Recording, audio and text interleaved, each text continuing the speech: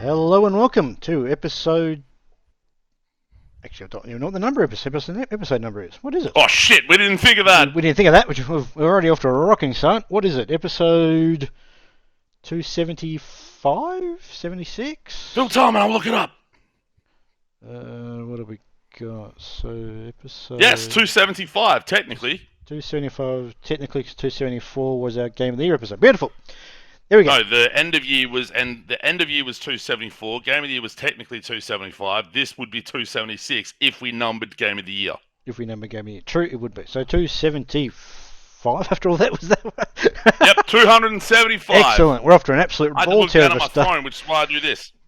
275, episode 275 for the 6th of February 2023. I'm one of your hosts, Graham Banks. I'm also joined by Steve Francis. How are you, sir? Hello.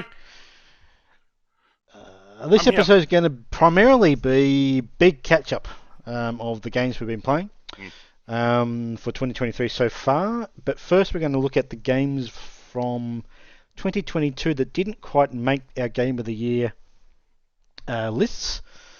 So we'll go to that right now. And there we are.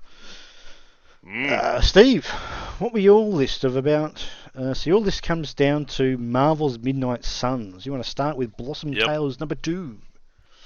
So, Blossom Tales 2, The Minotaur Prince. Very, very heavily inspired by The Legend of Zelda: Link to the Past. A second entry, as you would assume, by the number 2, but there have been games that, i.e. Goat Simulator 3, that skip numbers.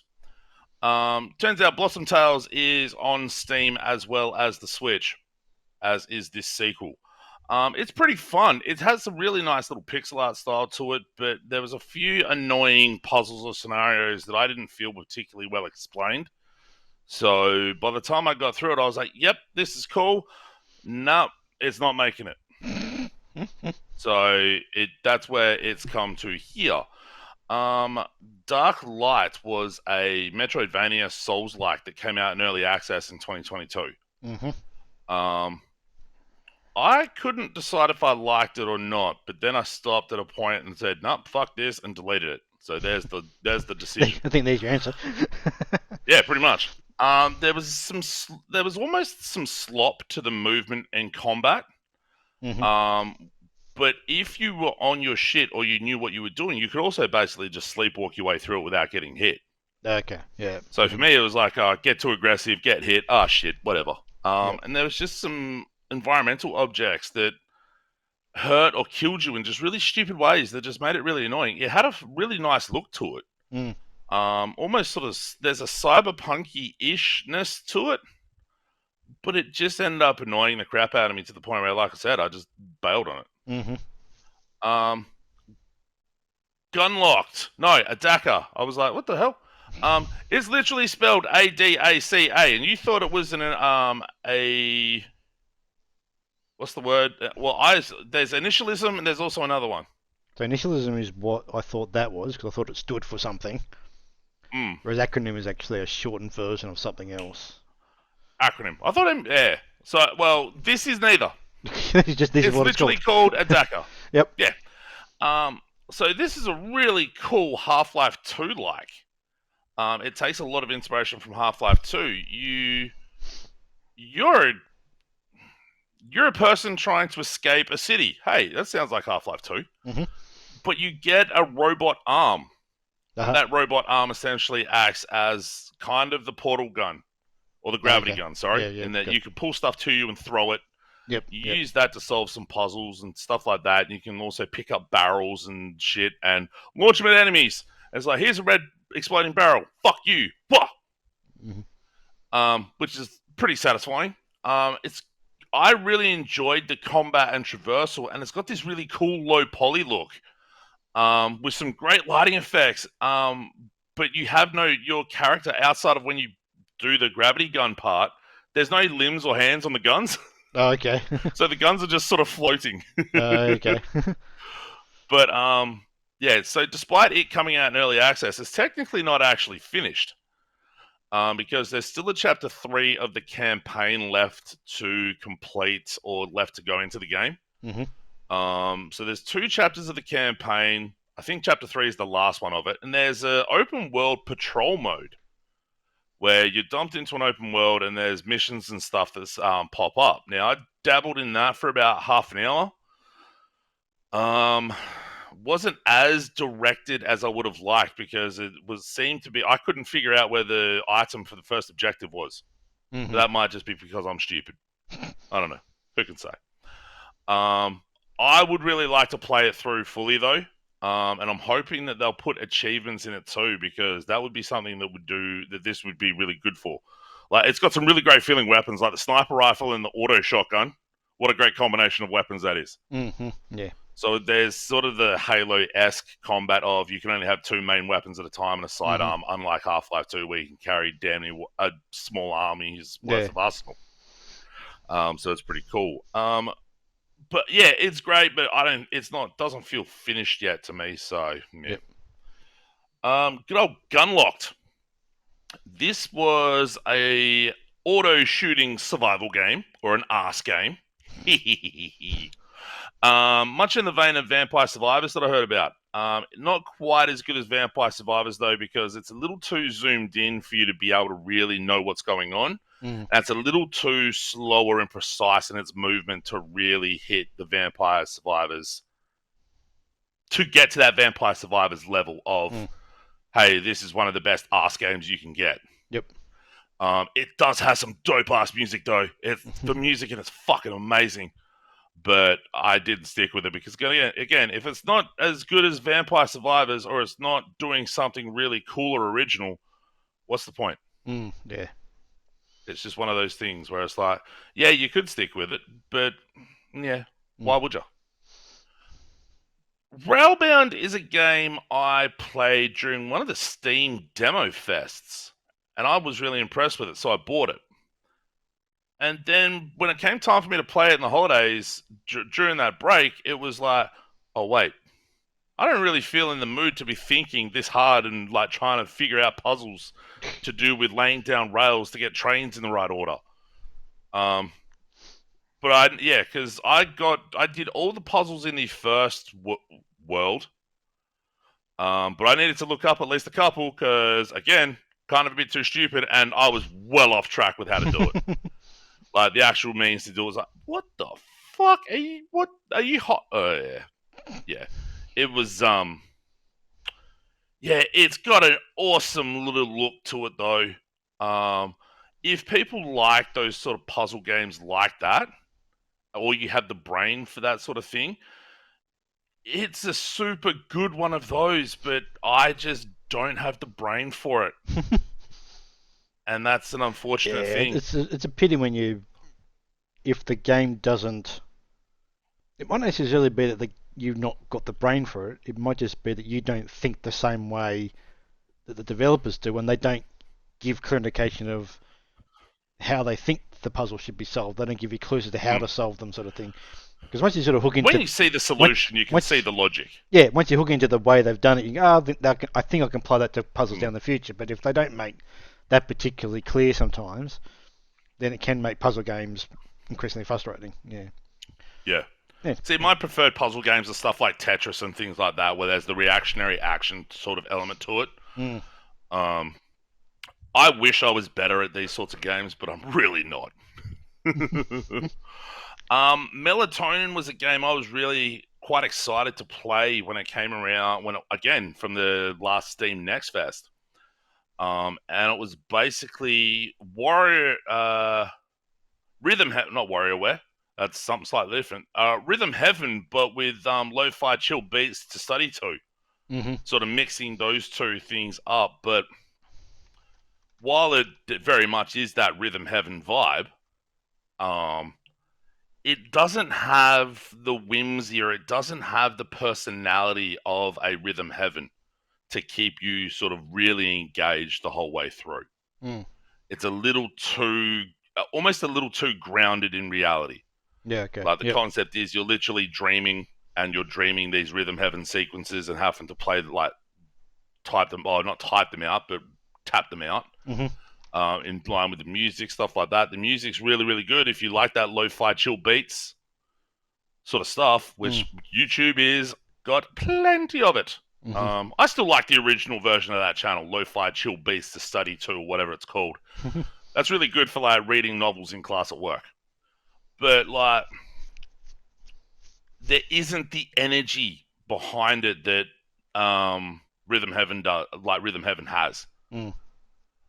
And there's not that personality, which is a shame because what's there is good, but it's not enough to keep me hooked or keep me in, unfortunately. So that sort of missed out. NHL 23, I bought that, A, because I'm a fucking idiot, and 2, because as we talked about last year, I'd watched Mighty Ducks about 4 or 5 times over the space of about a 2-week period because of work. Okay, because of this one. And then I watched interview movies you gave to the kids. Was the idea behind it? Was it? No, it wasn't an end of year one. It was one we did for like an essay. Studied it. Oh, studied it. Okay. Yeah, we looked at it as a character study for how teenagers are represented in film. And it's like, yeah, the Bash Brothers, woo. So that led me to watching a bunch of NHL highlights on YouTube. That was fun. And then I'm like, I want to play some hockey. So I bought this. It was $100. Didn't start very well, which I sort of anticipated. And then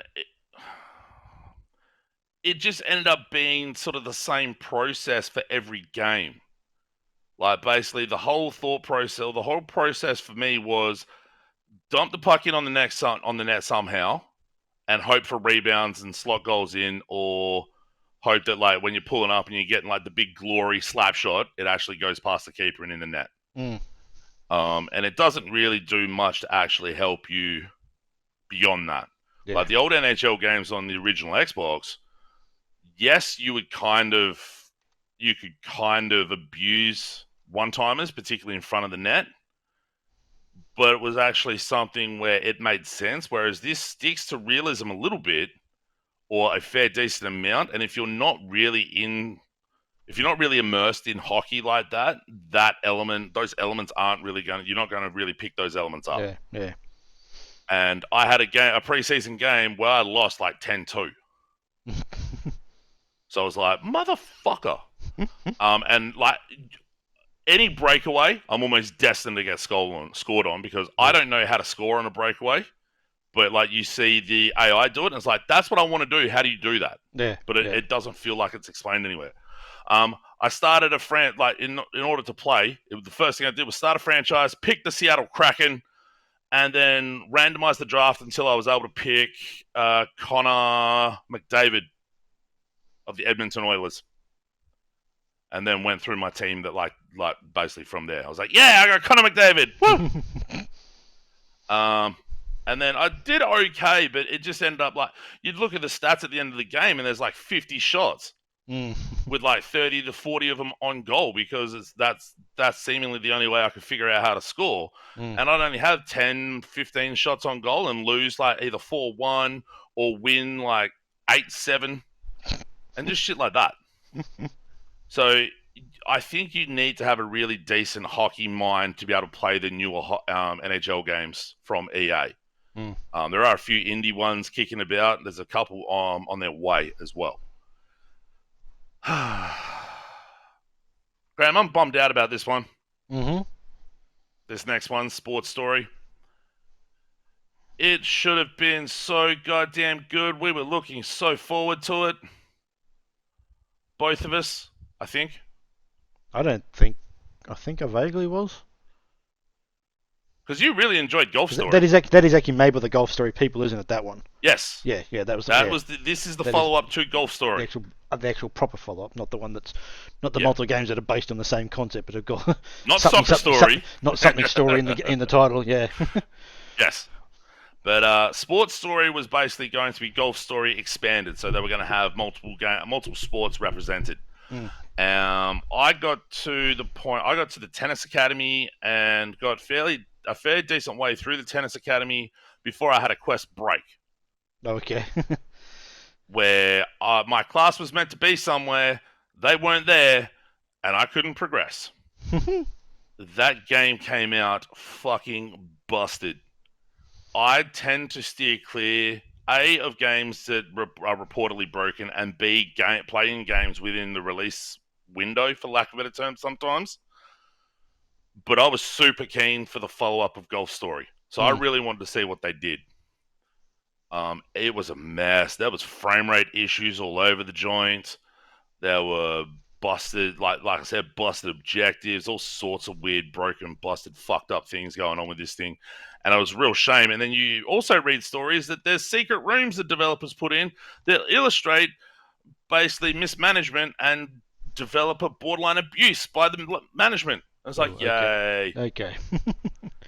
Yeah, so that's really sort of had we done most disappointing or something along those lines, I would have argued really hard for Sports Story to win that. Mm-hmm. And then the last game I've got down would probably actually be in amongst it as well, because this game, Marvel's Midnight Suns, is the game I'm talking about, the last one I've got. And it's a game that reviewed incredibly well for the most part. Like, PC Gamer gave it 88. I saw 8s and 9s. Rock Paper Shotgun gave it one of their bestest bests. They were talking about it being their runner-up game of the year. I think PC Gamer mentioned something similar. I think most of the reviews I saw of it was saying that it's really good, but if you sort of don't like the combat, it ain't gonna work for you. Kind of. This is what I sort of read, and the story, and the story part was basically take it or leave it. Was what I got the impression from most reviews. Bit of stuff there, but not much. There's also some sort of social thing you can do, like the social elements I actually enjoyed for the most part, at least to the point where I got to. Yeah. It was like, because you do. Yeah, most reviews I thought were the opposite. They like the combat sort of thing, but the story stuff and the social stuff was just utterly pointless. Sort of, was like they just thought it was pointless, sort of thing. Didn't do anything for them. I saw people talking about like depth of combat and complexity and stuff like that. I felt that game was just a AAA printed up version of Fights in Tight Spaces or Slay the Spire. Because you got cards and you basically like played them out and watched the attacks play out like that. There isn't the tactics level that was really sold for this thing. And like, I was talking either on a forum or on one of the Steam discussions, I can't remember which, and I mentioned about the fact that you can't, for example, take cover and like negate damage coming in outside of being lucky enough to lay down cards that grant shields. And one of the people responded by saying, you're a superhero, you're not meant to take cover. Well, the whole story is about the fact that this Lilith person, who is the main character's mother, has amplified and overpowered like Hydra troops and different supervillains. So you're not fighting in a stock standard situation that most normal superheroes would fight. And most, like, you watch, not that they're true representations of the comics, you watch the different versions of Marvel stories. When there's circumstances that require the need to take cover, the characters take cover, with the exception of like a Captain Marvel. Because she just goes nuclear and just fucks people up. But for the most part, they're not in cover. I think that's probably the point. Like for most of the, so I can understand where that person's coming from. Oh, absolutely. I get where they're coming from. Absolutely, I get the perspective, but like the narrative justification for that in this game's story would have been absolutely perfectly fine as well. So it was just I'm disappointed that game didn't land as well as I would have liked it to. I enjoyed it enough for the 15-ish hours I played of it. And I could have kept going. Apparently, the main story is about 35, and main story plus extra stuff's about 50 to 60. But again, that's just an hour count that I didn't want to spend. I wanted to use my holiday time and prep time for Game of the Year to play other things. Yeah, don't play another 40 hours of a game you don't enjoy. What's the point in that? Sorry. I enjoyed it well. I enjoyed it well enough. Yeah, but that's probably not enough. Not enough for me. Not enough. That's not well enough to play the 30 hours to finish it, whatever. When they're gonna. Yeah. That's why I stopped. Yep. Yeah, good for you. I stopped and uninstalled. I really wish I didn't buy the special edition with the season pass though. Oh well. So they're the games they're the main games that I played that didn't make the Game of the Year list. I forgot to actually look against the the list we started that process with, and the games I took off, but whatever. Pretty much all those games I talked about anyway, so who cares? So Chinatown Detective Agency is your first one, and we both played that, but that was, I lasted about half an hour.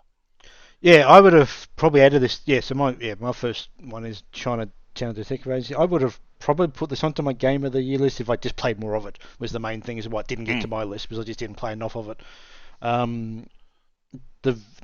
It's a fairly, it's going to sound really reductive, fairly standard adventure game of sorts. But what I think this game sort of highlights for me is just the visual look of it is really, really striking. It's sort of like got the pixel art sort of over the top of. I think the core premise is really interesting too. The common premise is pretty good. And I think the voice acting that I played in it so far was pretty good too. And the story itself was like it did a lot of good things. I just didn't play enough of it to justify putting it on a list. Is essentially where it come from. Not that it was bad in any way, shape, or form. I really enjoyed what I played of it. Visually it's really stunning. I think stunning too, because it's got that sort of pixel art, sort of over the top of pixel art that can't be done. Sort of, if that makes sense, like really high quality. Sort of backgrounds and stuff, and it just looks. The backdrops are almost more rendered than they are pixel art. I think they definitely are rendered at some level. Just the colours and the reflections in those backgrounds are just really, really striking. And there's detail in some of them too. But then they sort of overimpose or impose, whatever you want to call it. Superimpose. Pixel art, animation and stuff, and it just works and looks really, really neat. So, definitely a game I'm going to get back to at some point. But that's that's the first one. So Diablo Immortal, we did a check out of this one shortly after it came out, I believe. About 3 or 4 weeks after release, off the top. Something like that. And I think the takeaway that I took from that game was, why am I playing this? I should just wait for Diablo 4. And that's essentially what happened. Was I did play it for a bit after we played that bit in the demo in the video that we did. Then I basically stopped because I just said I'll just wait for Diablo 4. It's going to be a better version. This is not going to have all the pay to win crap that's in this one. Not that I got to that in the version the point I played to, but I knew that was coming. Did you only play it on iPad or did you start on PC? I did. I went back and forth between a couple actually between two sort of thing, just to have a look at it. And that stuff, be able to do that was really cool, but I just ended up saying I can either stop playing this and go back and play Diablo 3, which is almost what I did do, or I'll just wait and I'll play Diablo 4 when it comes out. When it comes out in the next couple of months or so. I did play a couple of hours of Diablo 3 over the break. It's a hell of a game. It's a hell of a game to go back to. It's fantastic. It's just brilliant for that stuff. Lynn's Island. This game actually got a relatively biggish update a couple of weeks back, but it's a sort of top-down. It's a survival game of sorts, but it's not a first person or third person. It's kind of isometric kind of view, with a bit of puzzle stuff thrown into it. And again, it's sort of in the same boat as China Detective Agency. I really liked it. I just didn't play enough of it to justify putting it onto my main list from the actual episode last week or last time out. It's still in early access. I don't know if they've got at the moment a roadmap to when they are going to out of early access. So, they literally uploaded one on the 3rd of February as a blog post. Are they? Okay. There we go. They did too. So what do they say? March, April, May, June, July, August. Okay, so they're well into next. Second last act of the game. So they're later into the year, are they? Okay, fair enough. That gives us. Yeah, I'd peg it as maybe like a November, possibly 1.0. Yeah, maybe Q3, Q4, maybe. Yep. All right. Yeah. Yeah, I think that's. But I'll wait for that basically before I go back to it, because it's it is pretty. I've got it on my wish list. It is a really neat game. I do like it. I think anything I'd struggle with a bit about it was because of the angle of the camera.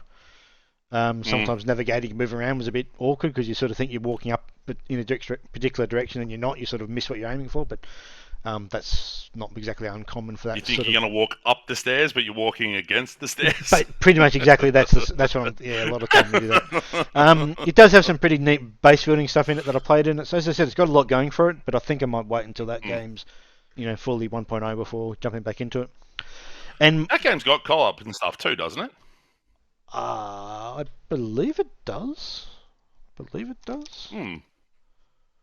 I'm not too sure though. It's got 2 soundtracks. No, might be a fun little. It is only single player. It's only single player. Oh, okay. I was going to say that might be a fun little video project for us. That one. It could be, but yeah, I don't think I wouldn't not want to play that as a video. I think that'd be too much for me. And My Time at Sandrock is based in the same boat. That is the sequel to My Time in Porsche from 2017-18, maybe something like that.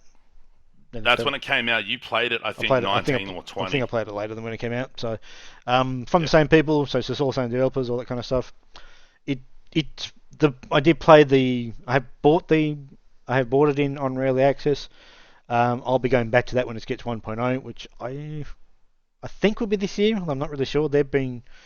I don't think they've been as clear, unless they've just something in the last couple of weeks about their time frame for that one. They have a first half of 2023 roadmap. So what does that actually mean, though, in terms of? No indication of 1.0. Yeah, so that's obviously just getting. They're adding more dungeons, adding 3 new dungeons, a bunch of stuff in late May, early June, and some romance features. New entertainment facilities, yeah, a bunch of stuff they're adding to it. Stuff they're adding, but nothing's indicating a 1.0 release at this stage. So I think that'll be a latter part of this year as well.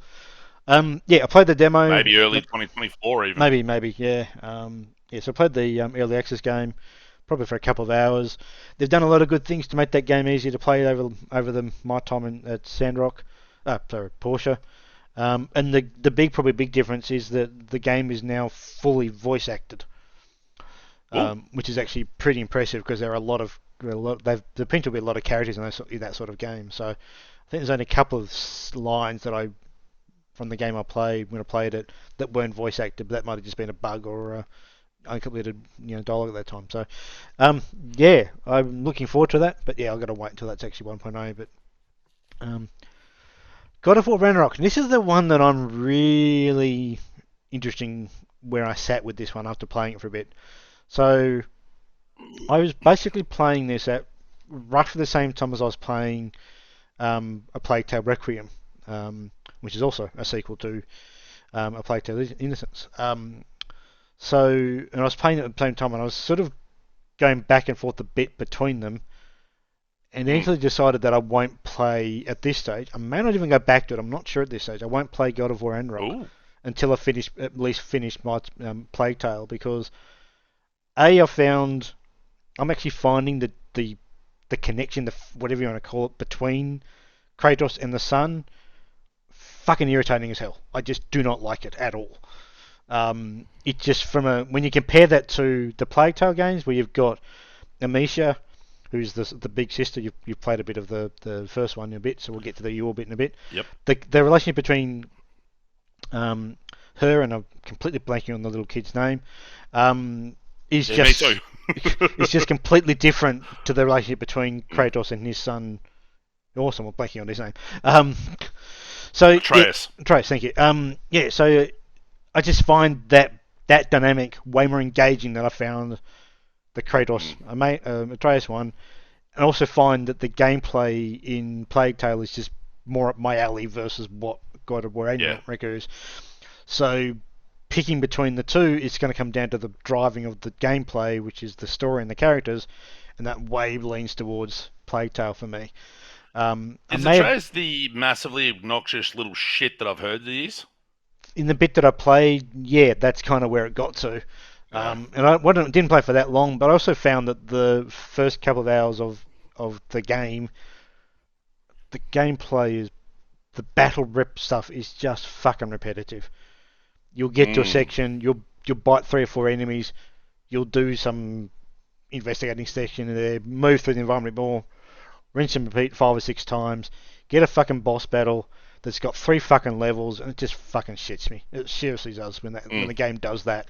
I just don't know why a boss just can't be really big fucking hell. We'll make it clear up front that it's going to have 3 stages to it. Not that it goes through some animation, then the health bar resets. But oh fuck, you sort of think, oh shit, did I do something wrong? No, the battle's just got 2 levels, 3 pages to it, which just irritates me. Welcome to Souls likes. Yeah, this is why I don't play them. Which is part of one of the things you don't like about them. Yeah, exactly. And so the influence on So that's where I'm at with that game. I may go back to it because fuck, it looks good, it sounds good, it's got a shitload of things going for it, but just those 2 aspects of it. Look, it may get better later on when you start getting more abilities and stuff. It may start to, variety of the gameplay of the battle stuff might become a bit better, but I just prefer essentially the sneakiness and the stealth part of the Plague Tale game that I've started. I always have said you're a bit sneaky, Graham. I am a bit of a sneaky bastard. Yep. You sneaky son of a bitch. I will say I've bought God of War. I haven't touched it. Haven't even opened it. Yeah, I mean, I bought it too, and obviously I've played it for an hour and a half, and I've not been back to it. So I just prefer playing games here at my desk. I've gotten really, really used to and really enjoy playing games here. Whereas if I'm playing games on my couch now, it just feels like I'm too far away from the screen. So I've got here's another stupid purchase I've got lined up: a HDMI 2.1 monitor lined up, so I can move the PlayStation in here because I'm a dickhead. My last game, Bear and Breakfast. This game had a lot of. How do I phrase this? This game started with a lot of promise for me. I really enjoyed the first couple of hours of it, but I think in the bit that I got to, it just started to turn into a bit of a grind, repeat process, and I just think it kind of fell off a bit. It's got a nearly neat premise to it. You're a bear, and you basically start running a bed and breakfast style place, but it's called Bear and Breakfast. I played it on console. I'm pretty sure. I think I did. Now I'm having a brain freeze. If I played it on, I played it on PC, but I played it with I played it with a controller on PC. And there's a really weird bug in the first part of playing that game where I couldn't build stuff. The game wouldn't let me build stuff. So I don't know what that was about. But then I really figured out if you put the game in full screen mode, it fixed that problem, which is kind of weird. PC gaming's fucking weird. It just there's some esoteric stuff about PC gaming for sure.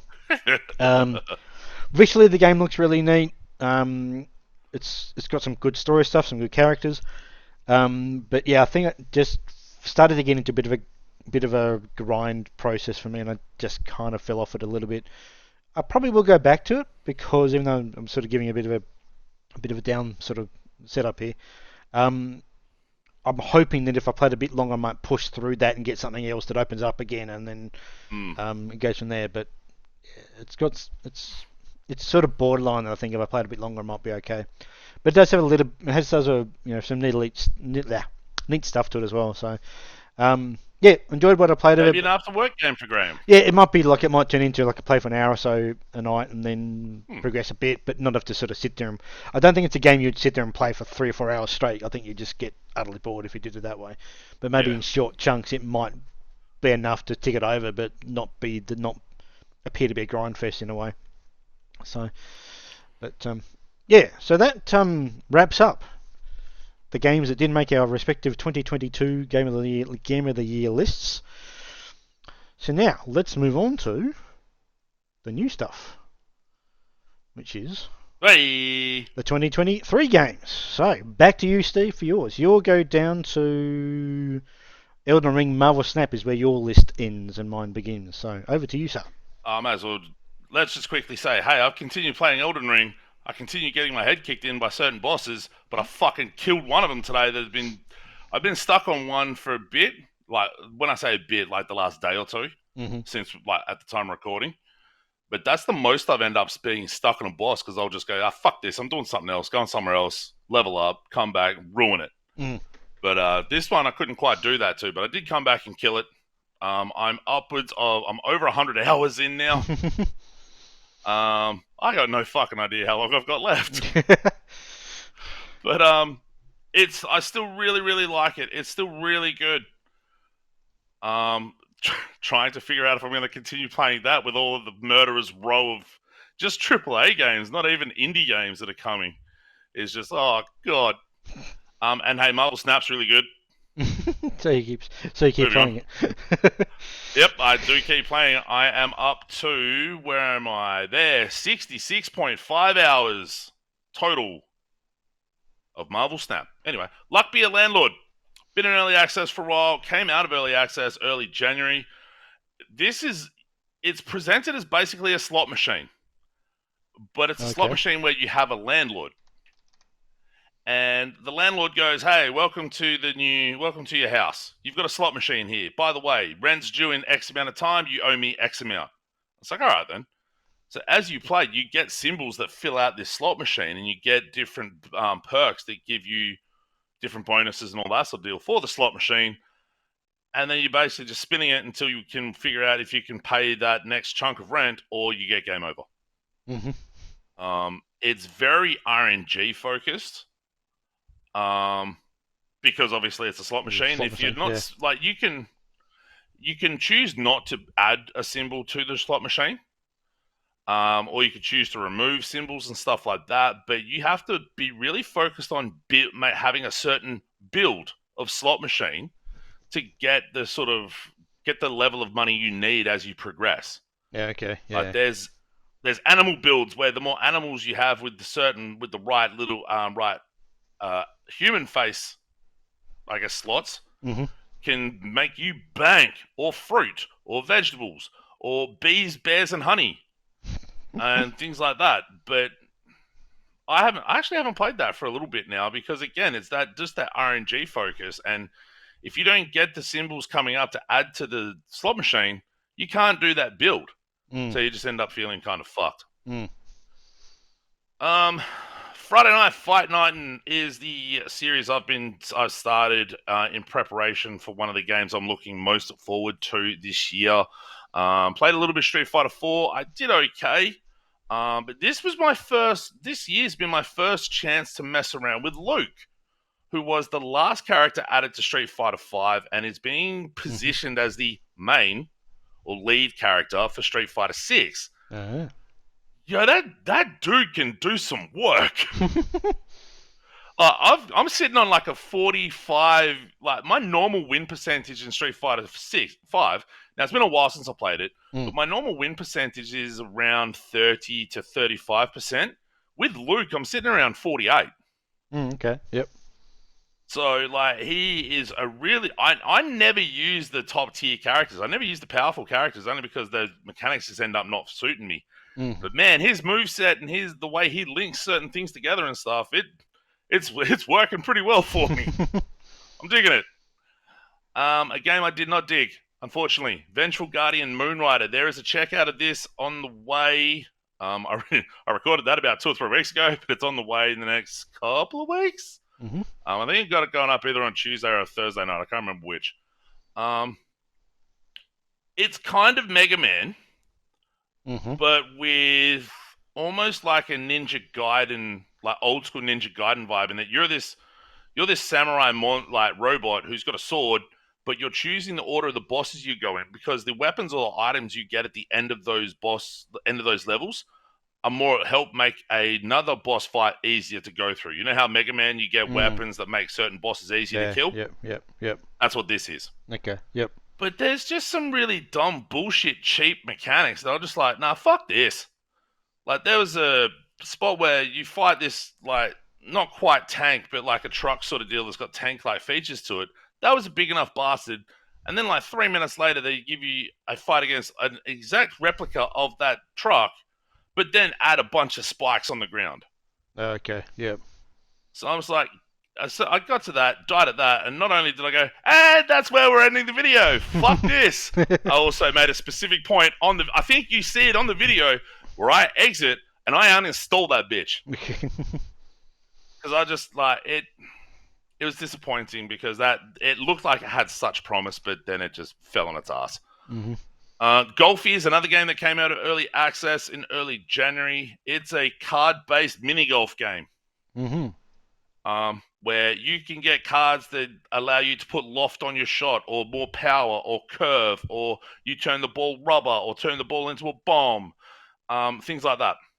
And it's run based, so you're trying to see how many holes you can get through before you lose. If you go off the edge of the world, you lose a pip of energy.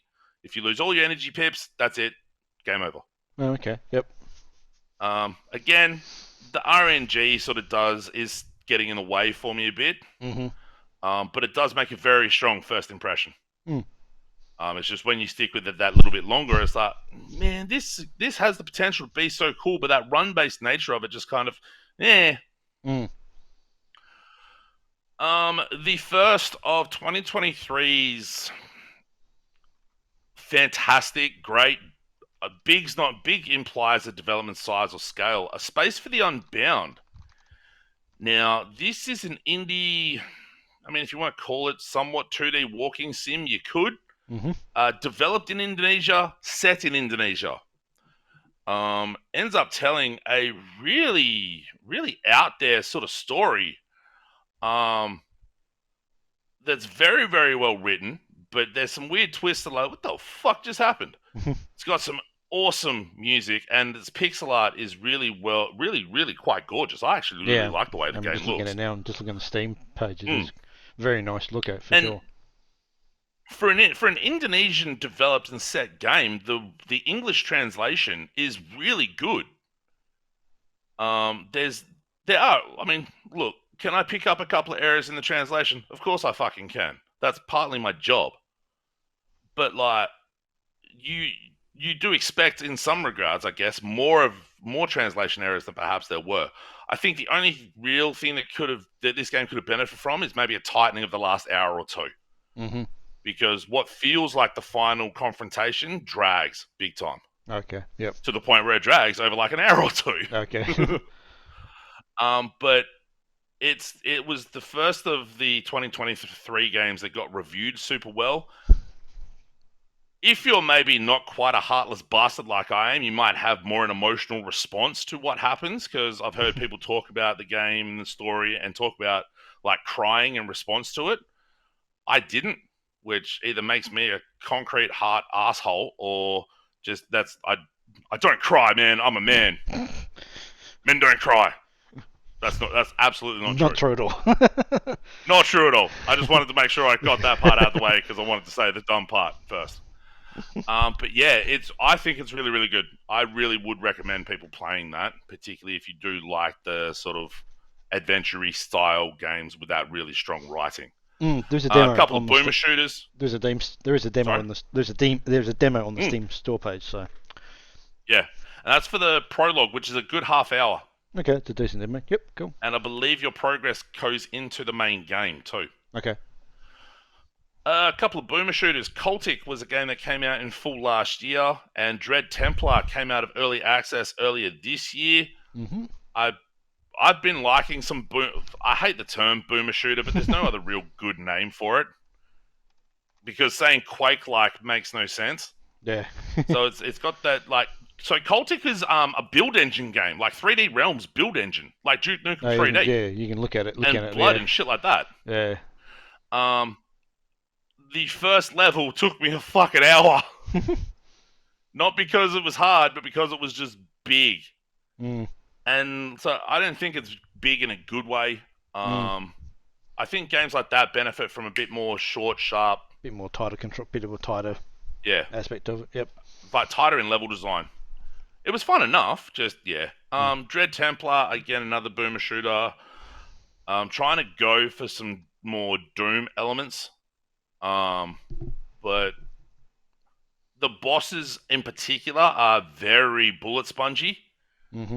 Which makes them less interesting. And then I heard quite a few people, more like a number of people, say that the 4th and 5th episodes really go off a cliff quality-wise, like are really boring and really quite shit. So I'm just like, hey, I'll just finish the 2nd episode. How about we leave it there? Yep. Hey.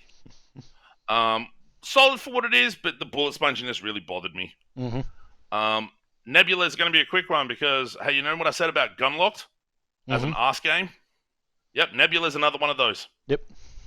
Only you can aim the ship. So you can aim where the laser goes. You just can't choose the time of fire. Mm-hmm. The firing is really piss weak, actually. And I had a mob, like my first run, I had a mob of like 80 or 120 or somewhat, like just a big cloud of enemies just following me around the screen. I was just kiting them around in circles. Mm-hmm. But it's fine. Rhythm Sprout. I heard about this on PCGamer.com. It's a rhythm game where you're an onion and you're trying to kill King Sugar Daddy and all of his nefarious sugar-based minions and save Princess Cauliflower. Who Princess Cauliflower turns into an emo princess and like has a bit of a rock show. This game, like, it's really, really fun. It's got fantastic writing with a weird obsession with Gilmore Girls for some reason. It's got a fantastic low poly look to it. It's got some fucking amazing music. The music's fucking incredible. And there's some surprise kawaii metal at the end, like baby metal, like mixing like pop with metal. It's fucking great. It does get hard, like a rhythm game would. But it's probably more likely I suck at it as well because it's 3 buttons. There's a left, there's a right, and there's a dodge. And it's all that you're doing variants of that. But the way in which the beat sort of just ramps up and the patterning on the beat and stuff like that, and even the speed on some of it, there's a beginner mode where the left and right inputs don't matter. I almost failed 1 or 2 fights in that. But the presentation elements all combined make the keyboard gymnastics really fun and worth it. And the other great part, it's got some fucking awesome lighting effects on Corsair keyboards. Okay. Like, I did a video, I ended up doing 2 videos for this because I'm a dipshit and forgot to do the bonus and one of the bonus and one of the prequel levels for the first video I did. I ended up taking the camera up here and putting it on the keyboard so you could see some of the lighting effects. It's actually super cool. Trackmania is on Steam. Trackmania is still really good. Moving on.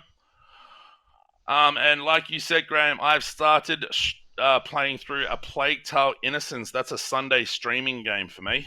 I started streaming it last Sunday night at the time of recording.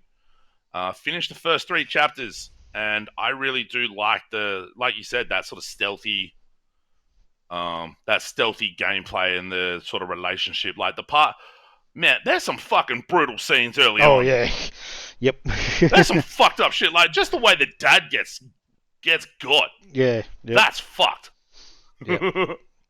But, yeah, I really dig that. I'm going to keep chipping through it on Sunday nights on me old Twitch channel. But, yeah.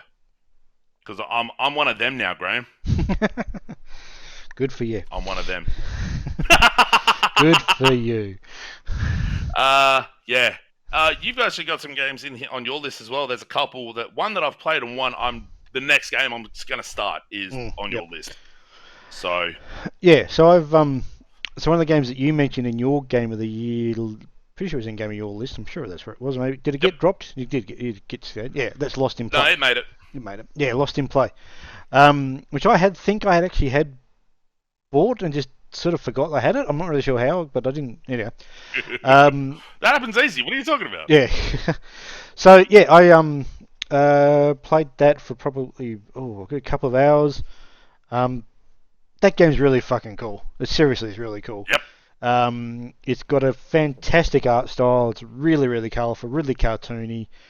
It's got some really great character interactions. Probably the best way to put it. Where there's a couple of early puzzles where you're helping out frogs.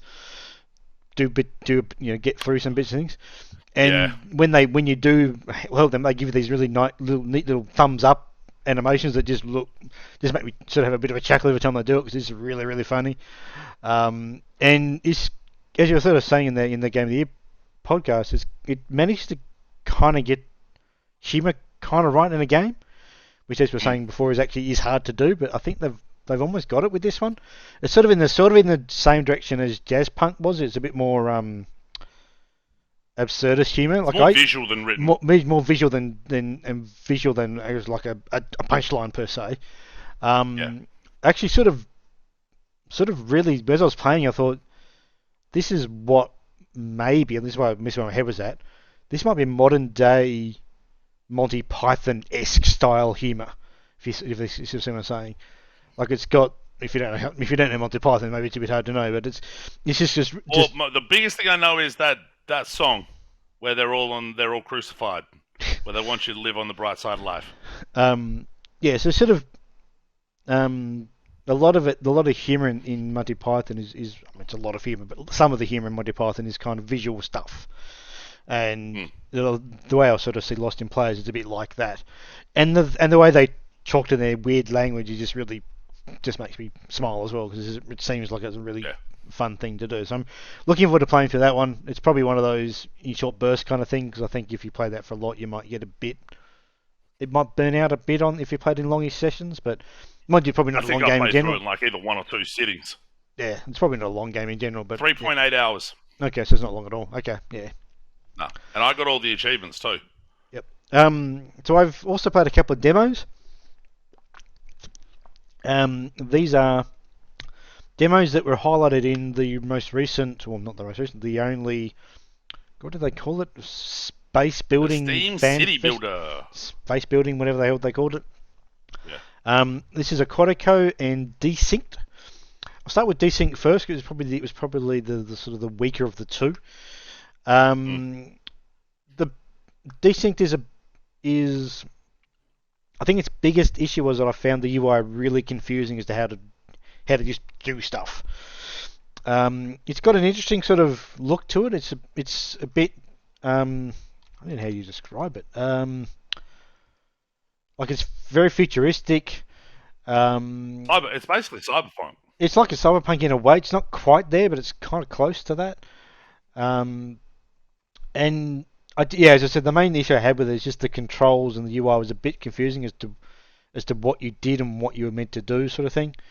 But if you have a couple of mechanics that were interesting, it might be worth keeping on. It's in early access, so there was a demo. I don't think they're still available if you want to get the demo. You can now. Yep. It might be something I'll keep an eye on, but I'm not too sure. I think they just need to delete and tighten up that UI a bit, and make it really clear as to what you're meant to do and how you do it, sort of thing. It was a bit.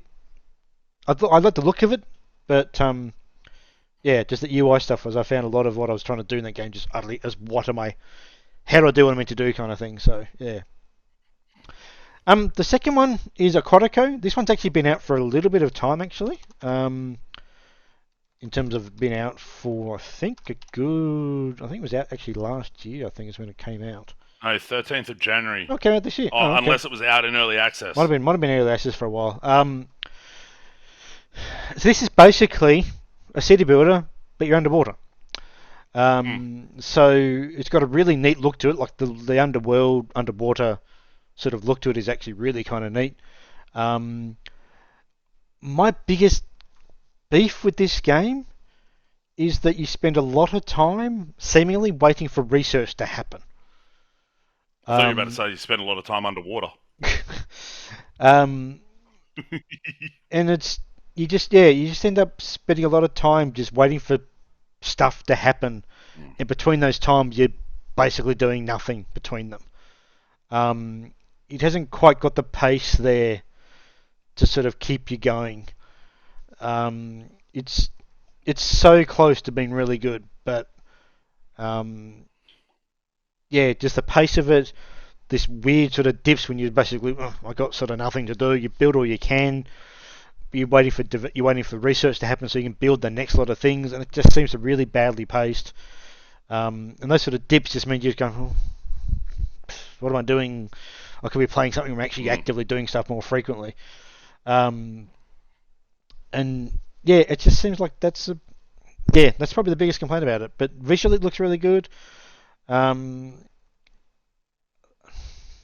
I may keep an eye on that. It's still in. It's come out, but I suspect they're going to have to do a fair bit of patching to it. I suspect. But yeah, I'm not too sure. We may do a video of the of the demo just so I can get a sense of it. But Hmm. yeah, I was a little bit disappointed by it. I was actually keen to see the demo, but because I have kept an eye on this game, because it was like just a a twist on that thing by having underwater was a bit of a twist to that sort of thing. And for the most part, part of it actually kind of works quite well.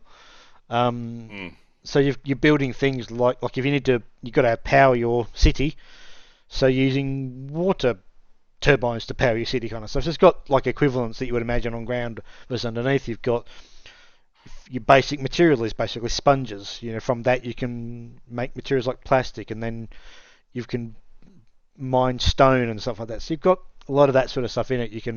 They're able to sort of just stand up straight up, iron, nodes of resources and stuff like that.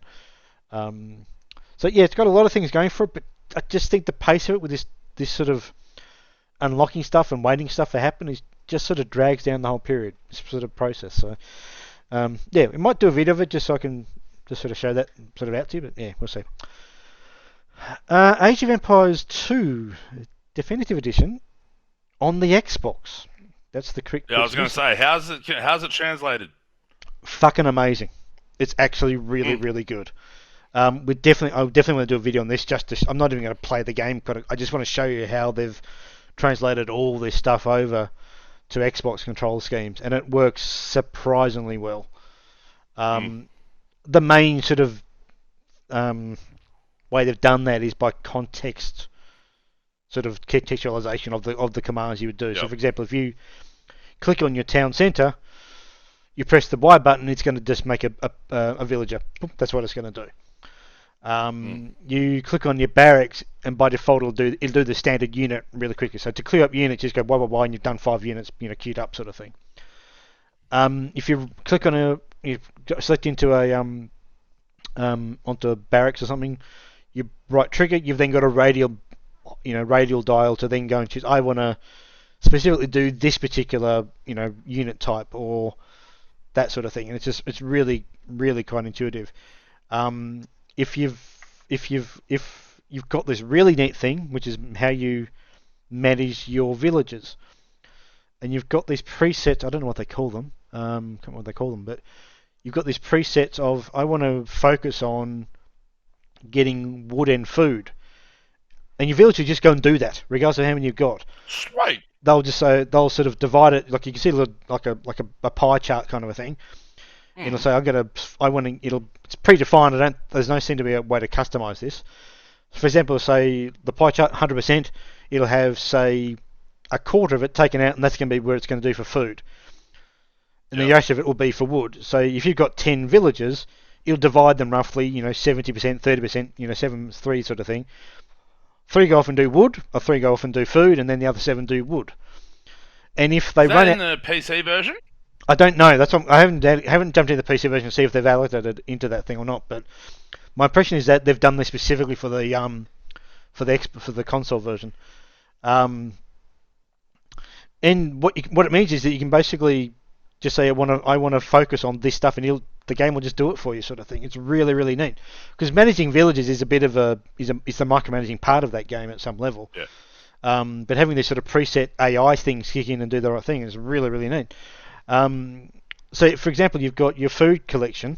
I'm talking about a lot of stuff we'll show off in the video, but anyway. And you might say start having some villagers start picking the bushes for food.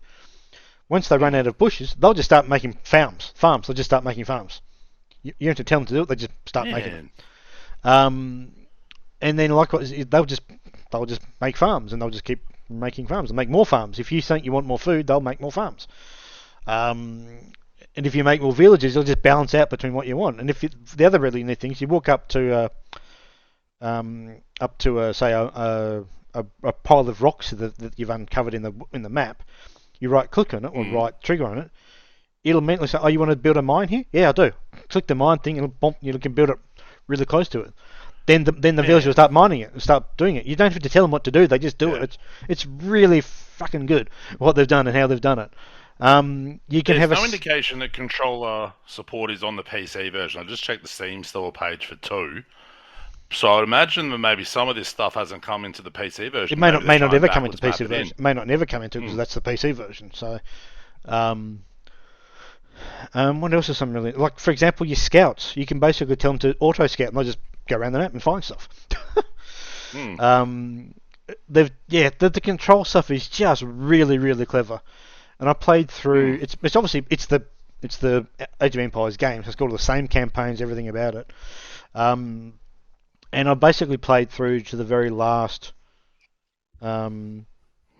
chapter, whatever they call it, of the William Wallace storyline. That's the campaign. That's like it's a 4-mission sort of campaign, and it essentially is the tutorial campaign in a way. It is really what they've done is amazing. Really, it really is quite impressive. The only thing I would probably say against it, there's a bunch of options in the menus as well. You can turn on things, turn off things, make things scale the UI. There's a whole bunch of controls in there as well. Sweet. The biggest thing I'd say against it is when you're sort of building. You can also queue up things, like you can say I want to build houses. So you hold down left trigger, build lay down the plots of the houses, and they'll just build them in order. That's really, really cool. So I think the only thing I found with that is the snapping, because obviously it's a grid-based snapping system in a way. Yeah. The snapping is sometimes really a bit tricky to get the snapping right. And that may be my controller not having because it's an elite controller, so it might have a really wide or narrow what's the dead zone for the 6. So it might be to that thing. So I might actually play with another controller to see if that is better. But that's the only thing that I'd say it's a negative so far in playing it. It's just having that snap sometimes just doesn't snap where you want. It can be a little bit fiddly to get the building where you want to. For those where you're doing multiples in a row kind of thing. But yeah, they've done it's actually quite phenomenal what they've done. It is really quite impressive. And it's definitely, as I said, I think we'll do a video and I'll just show off the controls. I won't even really play the game per se, but because it's the game itself it's the same gameplay you've had for It's Age of Empires 2. It's Age of Empires 2. It's not changing that at all. But to play this on a console and have it be pretty bloody good control wise, it is really impressive. Like you hold down left D-pad and that just selects all your military units. One done. Sweet. You press D-pad up, and it'll just highlight. It'll go through your villages one by one, starting with the idle ones first. I wonder if they got the Halo Wars peeps onto this. Down D-pad goes straight to your town centre. Like there's lots of stuff like that. It's just really impressive what they've done. So it is actually very, very good. I sort of can't talk enough about how they've done it. It's really, really bloody impressive. Because playing that game, I find that game physically painful to play out for a long period of time because of the nature of always using a mouse. But I could easily sit down and play the console version of this for quite some time in a row. And I played like an hour and a half, 2 hours of it this morning before we started recording, just to say, I just want to see what this is like. Like I've seen a lot of praise for it. The praise is justified. It is really bloody impressive what they've done. I'll get to the next game last, because I'll come back to that one. But I was going to say, speaking of praise justified? I've also been playing Satisfactory. I'm just starting to do some stuff for episode 14 of the Solar Factory series, so I'll put that up hopefully the next week or so. And still playing through Horizon Forbidden West. Basically to knock that one over a period of time. Hi-Fi Rush. This game basically came out of nowhere last week? This week? When did it come out? Was it last week? It was the 26th for us because it was Australia Day when Microsoft had their Developer Direct. Developer Direct. I think it was just it's an out now thing kind of thing. I think that one wasn't it, if I recall. Yeah. Maybe later that. Shadow Drop. This game's fucking awesome. This game gives, if I was to give you a this might not necessarily be a good thing for you per se, because I don't know if you play this game or not. I get massive Sunset Overdrive vibes from this game. Massive. From the visual, not so much the visuals per se, but some of the visual, I don't know how to describe it. In Sunset Overdrive, you blew stuff, sort of. Not necessarily, like if you blew something up in Sunset Overdrive, you get this big boom come up on the screen. They do the same in this game. I don't know what that technique is what that is. But Onomatopoeia. so they do a lot of that. It's fucking music great. It is really good. Nine Inch Nails and stuff. It's like it's got some really good music, and I've not played it. Swan. Played it for a couple of hours so far. It's basically a platformer, third-person platformer. You play as a character called Chai, Chai. Chia. Like the tea. Or the latte. Pardon? Sorry? Like the latte. Yeah, like the Chai latte. latte. Yep. And basically, yeah, it's a rhythm game. So you're doing attacks to the rhythm. I suck at rhythm games. I just can't pick up the rhythm at all. But this game basically says the game will always hit on the beat. If you get the timing right, you'll do more damage. That's the benefit of getting the timing right. For me, it's great for me because if I miss the timing, then it doesn't. There's no penalty to me per se. You just get more benefit from doing it. And yeah, the music's great. It looks fucking amazing. The characters are really good. The dialogue's really good. The voice acting's really good. I think I've seen this game get 8s and 9s across the board, well and truly. Yep. There's only one place I've seen that went lower than a 7, and for whatever reason, it was PC Gamer. Okay. They gave it like a 68. Okay. So yeah, across the board, it's highly praised. I think it's really, really good. Like as I said, rhythm games are not something I play because I just can't get them.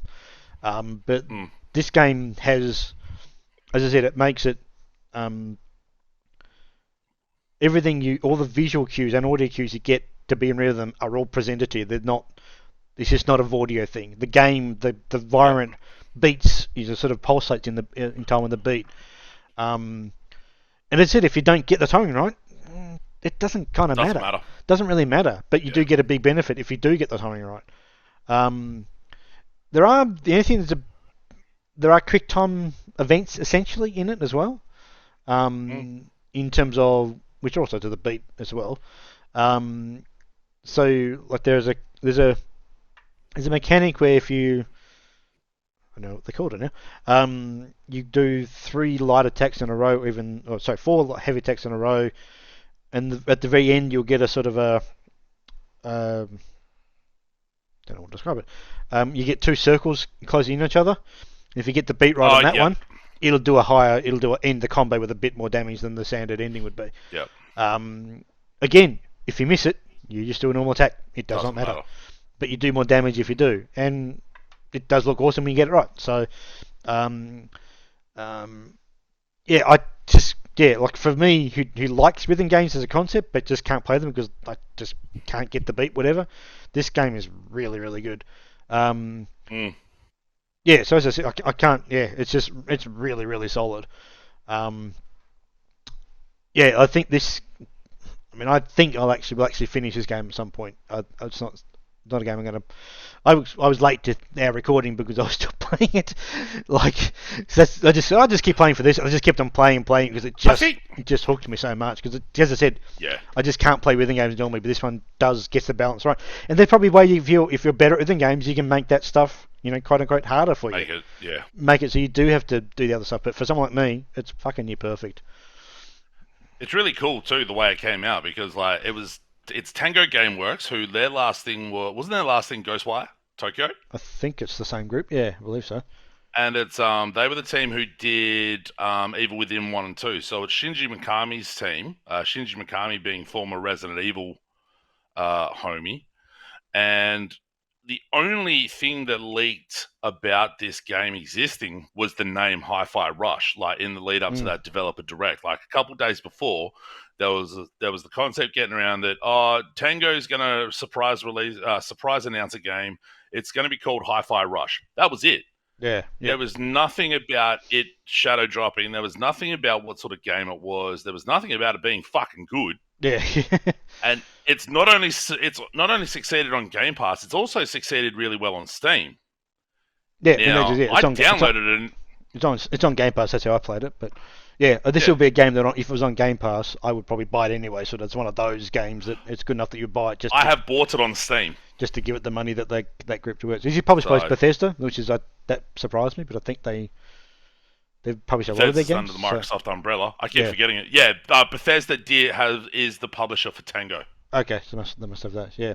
Yeah. Yeah, this game is. Yeah, I cannot praise this game enough for someone like me, and even obviously, not obviously, but people who are better at playing these games than me, they like it too. So it's not as if it's just for Yeah. but it's just the visual style of it is just phenomenal.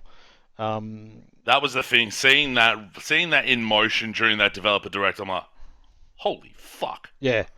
And it was hilarious because there weren't any reviews of it for like a week and a half. Yeah, because no one knew it was coming, so people who know going to play it, no one's going to play it. Yeah, it is really, really good. It's got I think it may have a somewhat how to describe this.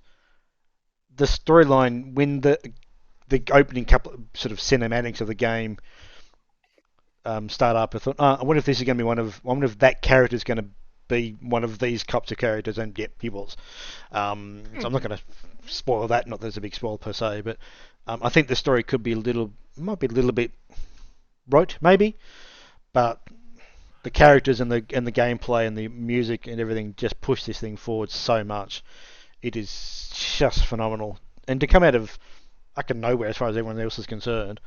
Yeah. Is just awesome that they've managed to get this, and I'm glad that they've got the praise and the credit they want because that they deserve, because it is fucking nice, right? It's also super cool because Tango's done nothing, and Shinji Mikami really outside of Shadow of the Damned or whatever he did on the 360, they've all been doing just horror games.